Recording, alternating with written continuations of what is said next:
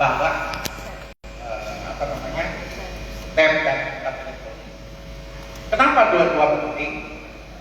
Karena ternyata orang yang membaca buku dengan orang yang membaca hanya pakai apa namanya X atau HP lebih menghayati memakai kertas.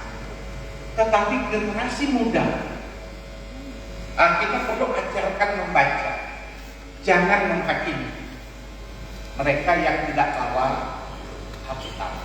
Kecuali kita punya tujuan. Ada gereja-gereja Pak di Jakarta, namanya gereja yang ingin ibadah hari minggunya itu menjangkau orang-orang yang tidak bergereja, sehingga mereka tidak mewajibkan membawa Alkitab. Bahkan kalau kebaktian pakai celana pendek, pakai sendal. Saya yakin kalau di sini dia datang kasih kita usir ya. Pasti Bapak Bibi sudah muka asam dan pulang ya. Tergantung tujuan. Anak muda tidak peduli sebenarnya.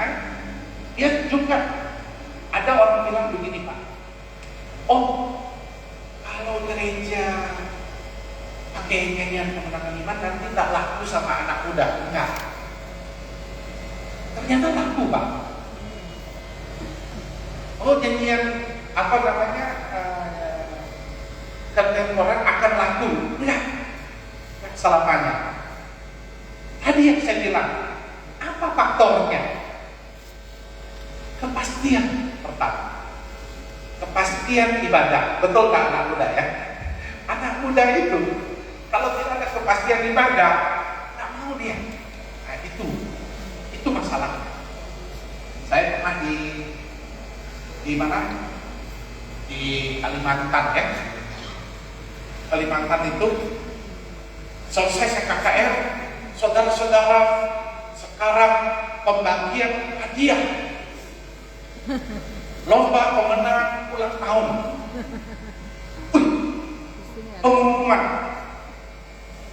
hadiah ulang tahun, 30 pertandingan, juara solo, duet, vokal grup, quartet, lalu ada sepak bola, ini voli, apalagi macam-macam, cerdas cermat.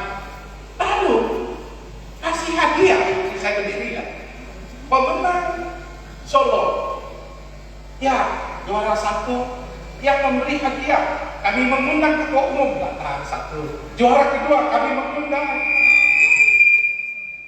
juara 2 kami mengundang ketua daerah, juara ketiga, aduh, Bapak Ibu 1 jam pembagian hadiah. Lalu saya bilang Pak panitia, kenapa tidak dipanggil aja berjejer, diserahkan satu selesai, tidak usah lagi ketua umum, kepala daerah, kepala Singkumana, kepala NTT, dari Matahari ke Timur, aduh, habis. Tiba saatnya setelah selesai acara, saya berdiri untuk doa penutup. Ya, Bapak Ketua Umum, kita akan memimpin dalam doa penutup. Begitu saya lihat sudah tidak ada lagi jemaat, sudah lari semua ya. Jadi kalau kita tidak ada kepastian, itu dibuat dia lari. Itu jadi kata kuncinya. Nanti saya elaborasi lagi. Tentu bukan hanya soal kemenangan iman, tetapi juga soal tadi khotbah, doa syafaat, berapa lama sebaiknya doa, dan liturginya, cara mengumumkan pengumuman. Nah, mudah-mudahan di NTT tidak. Di Kalimantan Bapak Ibu, membaca pengumuman itu dibaca dari kop surat, nomornya, lampiran sampai yang tanda tangan. Lalu kalau ada hari Natal, 10 undangan, 10-nya dibaca.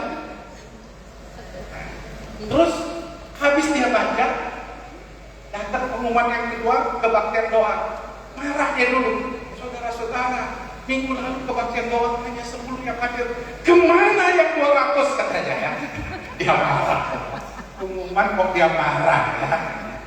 Nah, aduh, kita enak lihat pengumuman. Khotbah sebagaimanapun bagus, hancur lebur. Anak muda bilang tidak mau lagi kebaktian. Itu Pak, saya jawab banyak-banyak ini. Ditanya satu jawabannya banyak ya. Ini kayak curhat saja ya. Baik Bapak Ibu itu. Tapi Bapak Ibu, saya senang gereja tidak akan binasa secara universal. Sampai Yesus datang, gereja akan tetap ada. Amin. Tetapi gereja Kemahian belum tentu ada. Karena apa? Gereja Korintus sudah tidak ada. Gereja Filipi sudah tidak ada. Gereja Efesus sudah tidak ada. Gereja di Eropa ada sebagian sudah jadi masjid, ada yang sudah jadi restoran, sudah jadi bioskop. Jadi gereja secara organisasi bisa hilang. Maka ini hadiah 70 tahun ini adalah ulang tahun yang baik sekali untuk kita berefleksi bagaimana kita menjadi bangsa. Nah, nanti kita lanjutkan. Ada tanggung jawab anak muda terhadap pelayanan. Silakan. Baik, terima kasih kepada Pak Dr. Yunus. Dalam catatan saya, Pak Dr. Yunus pernah jadi gembala di jemaat ini 12 tahun paling tidak. Paling tidak 2 tahun masa pelayanan sebagai PLT gembala dan 2 periode 10 tahun menjadi gembala. Tentunya Pak Dr. Yunus melihat perkembangan atau dinamika pertumbuhan gereja di tempat ini. Saya ingat dulu kita punya kantor itu masih pakai mesin ketik manual dengan gereja. Dan Pak Yunus ikuti. Kemudian kita pakai komputer dengan program OS, Windows dan Lotus. Dan sampai Pak Yunus juga bisa melihat kita dengan aplikasi yang sudah sangat canggih. Dinamika dalam gereja Pak, yang sampai saat ini anak-anak muda yang sudah melek teknologi, kadang-kadang ada kebutuhan dari kaum tua. Pak Yunus tentu masih ingat bahwa dulu kita mau pasang band di gereja ini kita butuh waktu lama gitu. Dialog dengan kaum tua. Dianggap bahwa kalau kita pakai alat musik band ini sudah duniawi sekali. Saya pikir masih diingat, masih ada dalam ingatan Bapak. Dan padahal ketika kita pelan-pelan kita pengadaan diri dulu sampai akhirnya kita pakai band alat musik yang semakin baik. Ini mengaktifkan adik-adik anak muda kita dulu tidak aktif, jadi aktif Pak. Dan kalau kita mau saksikan di jemaat ini saja untuk pemain musik saat ini kita tidak lagi kekurangan, maksudnya kita kelebihan pemain musik yang bagus-bagus. Nah yang mau saya tanyakan kepada Pak Dr. Yunus, dinamika masa transisi tadi saya bilang dari mesin ketik manual ke komputer dengan program Windows sampai sekarang dengan aplikasi yang begitu canggih, tentunya perjalanan yang panjang. Dan ke depan lagi mungkin ada aplikasi lebih canggih lagi masuk ke gereja. Nah pertanyaan saya Pak Dokter, apa yang Bapak bisa sampaikan kepada kita anak muda sehingga kita boleh ikut perkembangan zaman tanpa kita juga mengabaikan kajian kita sebagai orang yang menginjil gitu. Sehingga tidak ada benturan antara perkembangan zaman yang masuk di bawah anak muda dengan kajian menginjil dan tentunya kita cuma silakan. Ya, bisa ya kan. Karena dan juga Daniel Ronda akan melengkapi karena Pak Profesor Dr. Daniel Ronda kepimpinan dalam pertumbuhan gereja nanti akan memperlengkapi. Saya membuat satu bagan kecil, mungkin itu ditampilkan nanti itu bisa mungkin menjawab. Saya juga ini saya semacam ya karena ya silakan ditampilkan ya, bukan yang bagan ya. Jadi bagan itu dari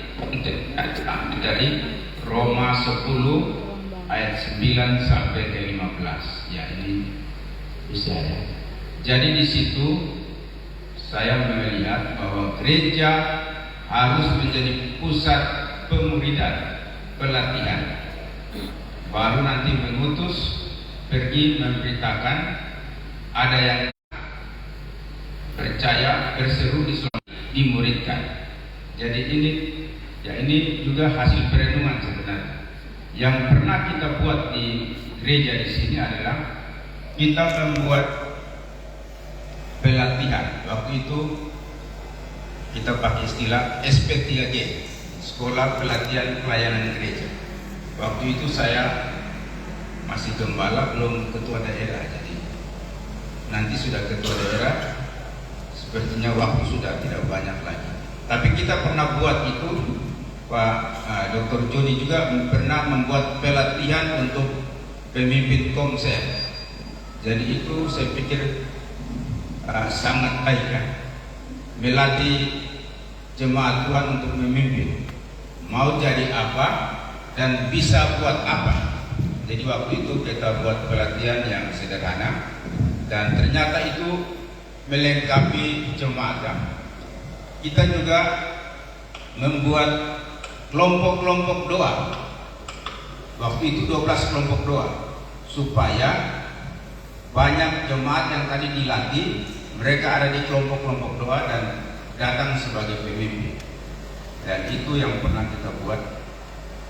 Waktu itu kita punya moto, satu orang satu pelayanan. Jadi bagaimana jemaat bisa melayani, mereka diperlengkapi. Setelah itu ada bentuk pelayanan yang gereja bentuk sehingga jemaat bisa ada di situ. Ya, ini yang saya pikir tradisi ini yang sebenarnya kalau dalam sejarah Jemaat Injil, Dr. Jeffrey melakukan itu ya. Ada sekolah, lembaga pendidikan, penerbitan dan gereja. Tiga pilar pelayanan. Jadi kita ada STT, tetapi di gereja lokal sendiri kita harus melatih. Buat, tetapi karena tanggung jawab sudah banyak, kita lupa lagi. Tetapi ya bersyukur karena ada beberapa mahasiswa juga datang melatih pemuda-pemudi di bidang musik mereka ini. Dan secara konsep sebenarnya kita gereja Jemaat Injil NTT, kalau gereja lokal tidak buat, sebenarnya daerah bisa buat untuk menutupi itu, karena kita punya Christian Center sebenarnya yang dibangun dengan dana yang cukup besar oleh Alain Songkong. Kita juga partisipasi dan ada aula dan ada kamar-kamar. Sebenarnya itu sangat baik untuk menolong mempersiapkan pemimpin pemuda. Jadi ada pelatihan di gereja yang tadi itu pusat pelatihan. Ini ayat yang sudah ditulis di atas tadi, Efesus 4 ayat 11 sampai 16. Dia yang memberikan baik nabi, rasul, gembala, guru, pemberita Injil untuk memperlengkapi orang-orang kudus bagi pekerjaan pelayanan, bagi pembangunan tubuh Kristus, sampai kita mencapai kedewasaan iman dan tingkat pertumbuhan yang sesuai dengan kepenuhan Kristus, sehingga kita tidak mudah diombang-ambingkan oleh ruh dan pengajaran. Saya pikir itu secara konsep teologis seperti begitu. Jadi saya mengkaitkan Efesus 4 ayat 11 sampai 16, Roma 10 tadi, dan ini konsep mungkin yang kita waktu itu buat tanpa konsep ya. Nanti ini konsep ini dari belakang, tapi kita sudah buat pernah, dan itu sepertinya tidak berkesinambungan terus. Tapi waktu itu kita buat ada dampak. Banyak jemaat yang sudah melayani di kelompok-kelompok doa dan itu terjadi. Jadi maksudnya saya tidak balik ke belakang. Keadaan yang baik ini jangan kita matikan ya. Kita belajar dari sejarah dari belakang, bukan sebagai ahli sejarah bilang, bukan sebagai romantisme masa lalu, tetapi kita sedang menggali gudang senjata untuk menghadapi masa depan. Jadi kita belajar sejarah yang lalu, itu sebagai bekal untuk kita menatap masa depan. Kita pernah buat sesuatu yang baik, memperlengkapi jemaat dan pemuda. Jangan sampai itu hilang lagi. Kita harus lakukan seperti itu. Sekarang sudah banyak hamba-hamba Tuhan yang punya pendidikan yang baik. Nah, ini yang kita memberi diri untuk melatih anak-anak muda. Saya pikir saya dulu masih sekolah minggu remaja, itu yang mengajar kami itu Pak Pendeta Dupe, Pak Pendeta Lado, Ibu Lado, orang-orang hebat ya, yang melatih kita, melengkapi kita sehingga kita baik juga pemuda-pemudi, tapi mungkin orang-orang tua kita yang punya pemahaman teologis yang dalam bisa juga istilah bilang apa turun gunung apa ya, bisa juga bersedia untuk melengkapi anak-anak muda. Jadi ini pengalaman sejarah yang pernah kita buat dan ada dampak. Jangan sampai ini tidak lagi. Jadi itu sedikit kilas balik sejarah yang kita pernah buat, dan konsepnya seperti begitu. Gereja harus menjadi pusat pemuridan sama seperti Yesus hadir di bumi memuridkan. Yesus naik ke surga, gereja adalah refleksi dari kehadiran Kristus, juga harus melaksanakan pemuridan. Mungkin itu bisa saya tambah. Mungkin sedikit Bapak bisa tegaskan juga, kita fenomena saat ini anak-anak muda yang sudah melek teknologi ini, tatkala mereka mempraktikkan pengetahuan mereka tentang teknologi Pak di jemaat, karena mereka dituding bahwa sudah tidak kemenji lagi. Apa yang bisa Bapak sampaikan kepada anak muda atau kepada kita semua supaya kita tidak menolak anak-anak muda hanya karena mereka membawa teknologi, perkembangan teknologi itu ke dalam gereja. Dan kita juga apa yang kita nasihatkan pada anak muda sehingga kita dengan kita ikut perkembangan sama tanpa kita juga tidak mengabaikan jati diri kita sebagai gereja Kementerian Indonesia. Mungkin sedikit saja Pak bisa tegas. Baik. Memang generasi muda tidak boleh lupa identitas kita. Jadi pemahaman sebagai gereja secara organisasi maupun organisme kita sebagai pribadi itu perlu secara teologi harus diajar dengan baik sehingga kita jangan kehilangan identitas. Saya pernah belajar, maksudnya begini. Ini saya lihat juga anak muda ya. Saya pernah di gereja di sini itu belajar program publisher. Saya buat semacam majalah. Waktu ulang tahun gereja yang ke-50 kita buat majalah. Memang belajar sendiri, layout sendiri. Saya ingat saya belajar sampai jam 3 pagi. Orang sudah Allahu Akbar, saya ayo sudah pagi. Tapi langsung tahu, sudah bisa kerja. Nah, ini anak pelayanan media. Nah ini saya lihat gereja dulu saya lihat Pak Paul Paksol punya macam rohani gereja, tapi sekarang saya lihat tidak ada. Tapi saya anak muda sekarang mungkin perlu belajar media karena kita ini era tanpa batas lagi, bisa belajar program-program sederhana yang itu dan tidak kehilangan identitas. Memang kita pendeta-pendeta juga harus belajar menulis. Nah ini juga menjadi masalah. Kita bicara bagus, tetapi tulisnya tidak sebagus yang kita bicara. Ini juga tantangan. Apa yang kita tulis, apa yang kita bicara, itu yang kita tulis. Atau apa yang kita tulis, itu yang kita bicarakan. Nah, ini yang tidak gampang. Tapi membangun kebiasaan. Saya pernah di kampus itu menulis di buletin kampus. Pak Dr. Daniel Luna tahu Panji kasih dulu. Jadi akhirnya terbangun kebiasaan. Datang di Kupang waktu itu orde reformasi ya, tahun 99 ada pembukaan menjadi wartawan. Saya melamar jadi wartawan. Saya jadi wartawan 1 tahun.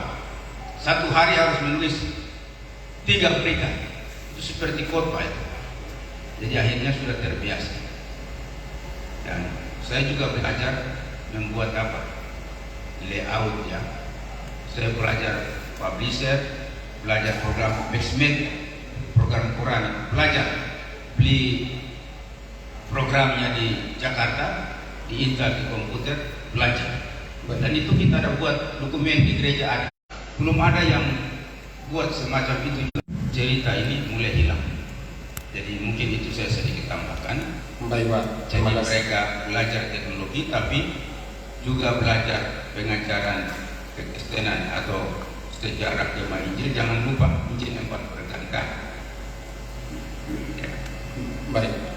Kita ingat pengajaran itu juga di kelas baptisan, gembala-gembala, hamba Tuhan perlu mengajar itu, sehingga kenal diri, tidak lupa diri, dan juga memanfaatkan teknologi sebagai sarana untuk memberitakan Injil. Baik. Saya pikir itu. Nanti Pak Daniel akan tambah yang. Baik, terima kasih. Untuk sesi ini, Bapak Ibu, di depan Bapak Ibu ini, kalau saya mau katakan ini opa, anak dan cucu sebetulnya. Karena Pak Daniel sebagai pendidik dosen juga, itu outputnya itu Pak Yunus salah satu. Dan saya ini adalah output dari Pak Yunus. Jadi ini opa, Prof mohon izin. Ini ayah, ini saya anak, saya cucu. Tentunya Bapak Ibu dosen yang lain juga punya anak. Jadi artinya apa yang mau saya katakan, bahwa ada keberlanjutan, Nah, bagaimana dengan iman, Prof? Nah, apa yang bisa Prof sampaikan kepada khusus anak muda dan kita semua yang ada di sini, sehingga dengan arus modernisasi yang begitu pesat, dengan arus informasi yang begitu pesat, tadi pagi saya dapat satu kalimat bagus bilang begini, Pak, sekarang pengadilan yang paling sadis itu adalah netizen, Pak. Netizen. Jadi orang lebih takut netizen di media sosial ketimbang takut polisi, takut hakim tatkala dia buat salah. Dia takut netizen, Pak. Nah, Prof bisa menyampaikan sesuatu bagi kami, bagaimana iman itu tetap dipertahankan meskipun arus modernisasi itu begitu pesat. Sekarang Pak Prof, Tuhan duduk dekat, dia tidak komunikasi, Pak. Jadi yang jauh dijadikan dekat, yang dekat dijadikan jauh karena gadget, Pak. Prof bisa kasih sedikit masukan bagi kita untuk bagaimana kita menggunakan teknologi ini secara lebih bijak, khusus untuk bagaimana mempertahankan iman kita, sehingga seperti Paulus kepada Timotius dan seperti Prof Daniel kepada Pak Pendeta Yunus dan Pak Pendeta Yunus katakan kepada saya begitu. Silakan. Baik, masih semangat? Masih semangat. Oke. Sudah jadi lah. Tapi karena orang ngomong itu kalau tak bertanya harus diberi kesempatan bertanya. Nah, nanti sebentar. Yang pertama, anak-anak muda, saya titip pesan yang di Kupang, baik di gereja lain juga yang ada di sini, jangan tinggalkan kemah Injil. Itu titipan pesan saya. Men. Yang kedua, kenapa tidak boleh tinggalkan kemah Injil? Karena memang lebih enak kita pergi ke tempat-tempat yang membuat kita nyaman, kita bisa diterima, dan atmosfernya lebih oke. Katakanlah GMS, apa kerja-kerja karismatik lainnya lebih enak. Tetapi di situ kita tidak ditantang hanya menjadi orang yang mengikut. Sedangkan di kemah Injil kita berhadapan dengan tantangan. Tantangannya itu apa? Ada orang tua, ada generasi-generasi yang banyak, generasi baby boomers yang lahir tahun 60-an, generasi milenial, generasi Z, dan generasi alpha. Dan itu generasi tidak mudah dihadapi dan tidak mudah untuk kita bersama-sama menjadi sebuah persekutuan yang mesra. Karena orang tua selalu seperti Pak Dr. Yunus katakan, senang mengingat masa lalu. Sehingga setiap kali kalau ngomong dulu, orang muda paling tidak senang kata dulu ya. Dulu kami begini. Sekarang itu dia tidak suka, anak muda tidak suka kata dulu. Tetapi kalian harus belajar mengasihi mereka. Tanyalah dulu itu apa? Dulu itu bagaimana? Itu kita harus menghormati orang tua. Sedangkan orang tua yang hadir di sini, ayo jangan pernah berpikir masuk surga itu untuk sendiri saja. Pikirkan juga anak muda. Jadi bilang, Pak, saya tidak senang lagi di Kalimantan. Masih ada di Kalimantan, sampai pikir di Kalimantan agak modern. Setiap sekali saya berkunjung di Kalimantan selalu ada orang tua bilang ini, Pak, ini anak muda ini sudah tidak remaja lagi. Kenapa? Itu musiknya, aduh, bikin kita sakit kepala. Jadi tidak lagi kena Injil, tidak lagi kemenangan iman. Lalu saya tanya orang tua itu, Bapak, menurut Bapak kena Injil itu apa? Lalu dia jawab, kemenangan iman. Saya bilang salah. Wah, salah bagaimana? Kemenangan iman itu tidak ada orang kena Injil selain Bapak A.B. Simpson saja yang menulis. Yang lainnya pinjam dari gereja Baptis, dari gereja Metodis, dari gereja Anglikan. Jadi bukan orang kena Injil itu nomor 1, bukan Pak. Nomor 2 itu jemaat di mana? Bukan. Jadi apa yang kena Injil? Yang kena Injil itu adalah Injil 4 berkata, komitmen kepada misi, komitmen kepada kebenaran Injil. Itulah ciri kena Injil. Kekudusan itu ciri kena Injil. Kekeluargaan itu kena Injil. Jadi orang tua juga harus disadarkan yang disebut kena Injil itu adalah komitmen kepada sentralitas Yesus Kristus.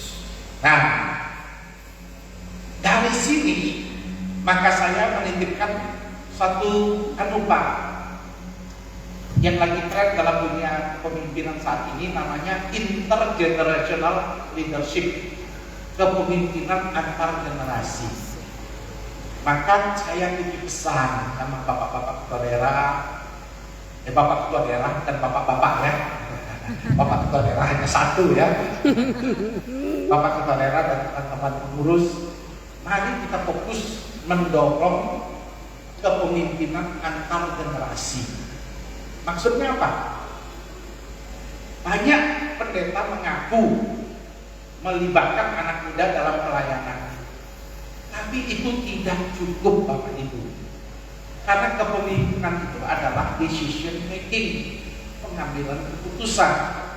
Jadi kalau dia tidak dilibatkan dalam pengambilan keputusan, dia tidak akan masuk gereja. Maka dengan segala kerelaan hati dalam pemilihan BPJ harus sudah mulai dicampur dari yang generasi yang lebih tua, senior, dan generasi yang lebih muda, digabungkan sehingga itu dia dapat terlibat dalam pengambilan keputusan. Nah, ketika dia terlibat dalam pengambilan keputusan, dengan mudah kita menarik mereka. Yang kedua, bangunlah hubungan. Orang-orang tua kita tidak ilmu dulu dari atas ke bawah. Makanya ada istilah pepatah bahasa Indonesia, makan saya sudah makan asam garam. Artinya ilmu itu datang dari atas ke bawah. Sekarang tidak, Bapak Ibu. Ilmu itu tidak dari atas ke bawah, dia berpencar. Sehingga anak muda kadang-kadang, bukan kadang-kadang, lebih banyaknya lebih pintar dari kita. Bapak bilang tadi Pak Lister gitu ya, orang tidak tahu, yang ditahu apa? Kanpa, ketap, ya. Itu yang ditahu. Artinya Bapak Ibu, tapi beliau tahu, sedangkan Pak tidak tahu. Tapi Bapak Ibu yang kekasih, maka kita perlu menjalin sebuah hubungan untuk saling mendengarkan. Jadi saya titip pesan kepada bapak-bapak gembala yang hadir, panggil anak-anak muda, dengarkan mereka karena mereka lebih pintar kali ini. Jauh lebih hebat pengetahuan mereka, jauh lebih jago. Kalau saya menjadi guru besar ini, tanpa anak-anak muda yang upload materi itu, saya pasti tidak bisa. Anak-anak muda bisa. Kita mau pesan tiket, anak muda yang pesan, anak kita kan. Maka kita harus menjalin hubungan. Itu saya titip pesan. Memang mereka belum punya uang, tapi mereka punya masa depan. Yang kalau kita bentuk, mereka akan tumbuh menjadi orang-orang yang militan di gereja. Jadi ini investasi ke depan. Soal cara, soal teknologi yang dibawa, gaya kebaktian yang dibawa, diskusikanlah yang terbaik. Kalau tidak ketemu solusinya, buatlah 2 kebaktian. Kebaktian pagi misalnya jam 8, kebaktian kemenangan iman. Nanti jam setengah 11, kebaktian yang kontemporer. Karena di kampung itu kadang-kadang nggak cocok. Habis nyanyi gembira-gembira, tepuk tangan gembira, tiba-tiba nyanyi suci kan nggak cocok kan? Tiba-tiba kok naik turun suasananya. Nah, ini perlu dibuatkan semacam kesepakatan. Kalau bisa, buatlah liturgi, buatlah semacam pelatihan-pelatihan untuk liturgi kita. Karena wajah gereja di abad ke-21 bukan diukur dari gedungnya, tapi wajah gereja waktu dia ada di kebaktian minggu. Kebaktian minggulah penentunya. Maka anak muda perlu kita libatkan dalam teknologi mereka, dalam membuat mereka, kalau perlu kita ganti dengan bukan lagi LCD tetapi kayak apa namanya, videotron dan sebagainya. Bisa dicicil ya, bisa dicicil, gereja bisa dicicil videotron dan sebagainya. Karena generasi muda kita sekarang audio visual, tidak bisa hanya mengandalkan mulut. Dia membutuhkan apa? Visual. Maka ini jadi jalinlah hubungan, libatkan dalam kepemimpinan. Dan yang ketiga, usul saya, jika Bapak Ibu berkesempatan membangun gereja dan ada tempat, buatlah gedung, tempat di mana kita bisa ngopi bareng, duduk-duduk minum kopi, ruang serbaguna, ruang di mana mereka kumpul-kumpul, ada wifi gratis, ada kopi, tapi tidak boleh merokok ya. Jadi mereka kumpul bersama. 2022 saya pergi ke Korea Bapak Ibu, konferensi gereja Kemajuan Asia Pasifik. Saya tidak menyangka semua gereja di Korea, semua gereja, tidak satu, semua gereja punya kedai kopi. Saya tanya, kenapa harus ada kedai kopi? Anak muda tidak mau pulang gereja, pulang langsung pulang. Mereka ingin berkomunitas. Maka saya tidak tahu masih ada tempat buat kedai kopi di sini. Ada tempat untuk buat kumpul-kumpul anak muda. Mungkin pasar di sana. Saya lihat gereja kota ada pasar setiap minggu untuk jualan, untuk buatan misi dan dukungan-dukungan lainnya. Karena di gereja kami di Makassar dulu ya, pernah ada pasar, majelisnya naik mimbar, tidak boleh jualan, jangan rumahku dijadikan sarang penyemprot ya. Akhirnya mencari dana Natal tidak dapat ya, sudah dimarah. Padahal anak muda sudah pengumuman, saudara-saudara kami mau rekret pemuda RW 20.000, RW-nya 20.000, Rica, CI ada sekian ya. Hai, Bapak Majelis sendiri, jangan jadikan rumahku sarang penyamun ya. Jadi itu info dulu ya. Jadi sekarang Bapak Ibu, gereja sudah harus dari gereja yang sifatnya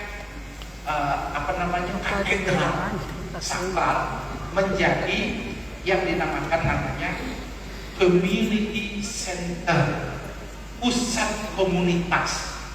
Artinya kita harus bertanya di ulang tahun ini, apa manfaat gereja kami bagi masyarakat di sekitar kami. Ada gunanya enggak? Anak muda paling suka dengan hal itu. Mereka rela berkorban. Kalau mereka ditanya, ayo kita pikirkan apa manfaat gereja ini bagi masyarakat di sekitar kami. Nah, kalau kita bisa membuat, ada gereja yang membuat les, ada yang bisa membuat bimbingan tes, ada gereja yang bisa menyediakan wifi gratis sama minum kopi untuk ibu-ibu jaga-jaga yang mungkin jualan kue. Hari Minggu kita suruh dia jualan kue. Kita buat kebaktian sampai siang atau sore dengan berapa kali kebaktian. Itu akan menolong gereja kita berubah dari romantisme masa lalu menghadapi gereja ke depan. Di mana Bapak, Pak Jody selalu tanya, manfaat teknologi ini apa? Ini pisau bermata dua, bisa berguna, bisa menghancurkan. Judi online ada di sana, game online ada di sana, pinjaman online ada di sana. Tapi ada satu yang sama, dia sangat berguna. Maka dengan duduk bersama, berdiskusi bersama, kita memikirkan bagaimana pelayanan kita ke depan. Anak muda akan senang. Anak muda dia belajar bukan digurui sekarang. Anak muda belajar lewat kehidupan nyata. Contoh-contoh, kesaksian-kesaksian itu yang lebih berguna bagi anak muda. Kadang-kadang orang tua kadang-kadang suka marah dan menghakimi ya. Tapi di sini saya senang boleh minum ya. Tapi di Kena Injil di Papua atau di mana saja itu kalau ada yang nona-nona pakai rambutnya merah, apa tuh pirang itu langsung diusir dari gereja. Nyala kalau jangan suruh pulang ya, apalagi celananya celana jeans ya, wah ketat-ketat lagi, pulang kau gitu ya. Jadi itu biasa. Tapi saya baru kaget sekarang boleh pakai baju kaos ya. Ini kalau Pak Antipas Mana masih hidup kita dianggap sesat ya. Saya senang kata ini Bu Gembala bilang kita pakai kaos Pak. Tapi Pak Ketua Daerah ini yang rohani sekali ya. Ya rohani sekali Pak Ketua Daerah ya. Tapi belum dapat kaos saya, nanti dapat Pak. Jadi anak muda, kenapa baju kita juga harus rileks? Karena ingin namanya dalam teori kedekatan itu ada namanya identifikasi, identification.